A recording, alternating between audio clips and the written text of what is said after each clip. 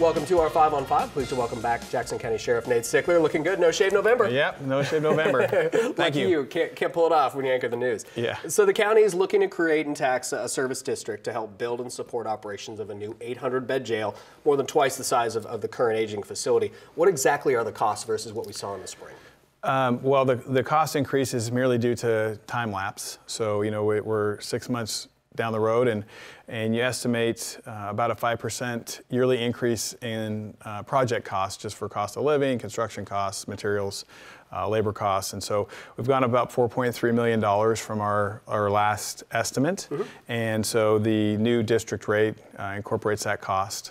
Okay, and does it come out to, as far as the taxpayers go? I know there's obviously the property's already been purchased by the county, and I believe there's a bond already, but we're working on well, the service district would include the bond and the operational costs moving forward. So it's about a 2-cent bump from where we were 6 months ago. Okay, all right. And so has anything in your plan changed since Ashland and Talent City Councils indicated they wouldn't support it this spring?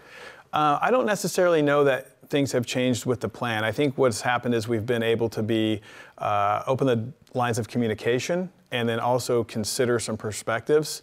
But we were always planning on bolstering our mental health support and addiction services support within the facility. I think we've got some ideas from these meetings and from time and talking to those cities about concerns they had. And so there may be some small tweaks to how we work with care providers within our jail, but not massive changes to the plan. Okay, and you were looking in the spring to get all 11 cities in this district on board. Do you still need all 11 to push this forward next year? We don't need 11. We believe that based on the past decisions of the cities that we could do it with 10.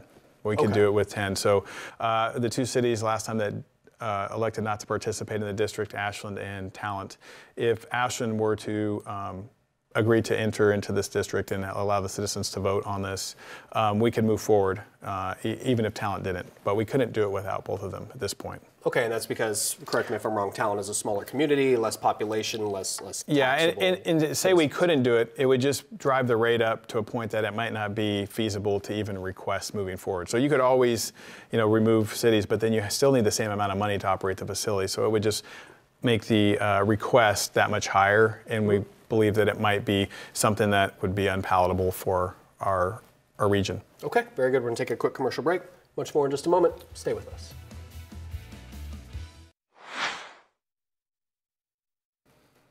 Welcome back to our 5 on 5. Again, we're here with Jackson County Sheriff Nathan Sickler. So we're talking about the county looking to have a new jail on the ballot in May 2020. When do you need an answer from all these local cities in the district to meet that goal? So right at the beginning of January is our deadline to get all the information to the Board of Commissioners so they can start the process that they need to do to move it to a May ballot. Okay, and yeah, that's right. So it does have to go through these cities, or as many cities as you hope you can get, but then commissioners move it forward to voters. So correct. So yeah, the commissioners would decide to move forward, hopefully at the point that all the cities have answered the question or adopted the resolutions. And then if that gets moved forward, there's certain requirements that we need to meet to get it to the May ballot. But January 2nd is when we have to have all the information from the cities. Okay, and we referenced before in the spring, Ashland and Talent didn't indicate that they would support this. Correct. But if let's say Talent is the only holdout, for lack of a better word, what would happen if someone is arrested by Talent? Would it affect their ability to send somebody to county jail if a new jail? No, we still collect taxes from the city of Talent, county taxes, and those taxes still pay for jail services. This is enhanced services, so they would still have access to the jail. It would be other services that we would have to look at how those are provided, between all the agencies that we do provide services for. Okay, and do we have an idea of how many non-support communities out of this 11 that we could survive and still push this to the ballot? Obviously, the numbers change. Medford, Ashland, the largest communities, you probably have to have their support, correct?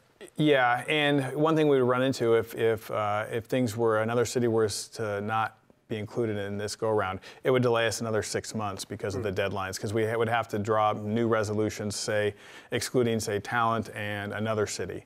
And then you'd have to go back to all the other cities to pass new resolutions, and they would have to consider the rates at that point. So it would at least drive it back at least another 6 months if any other cities other than Talent opted out. Okay, and we saw earlier this week, Phoenix City Council, I believe 4-3, adopted the resolution, as I believe is the proper words. When are these other local cities voting?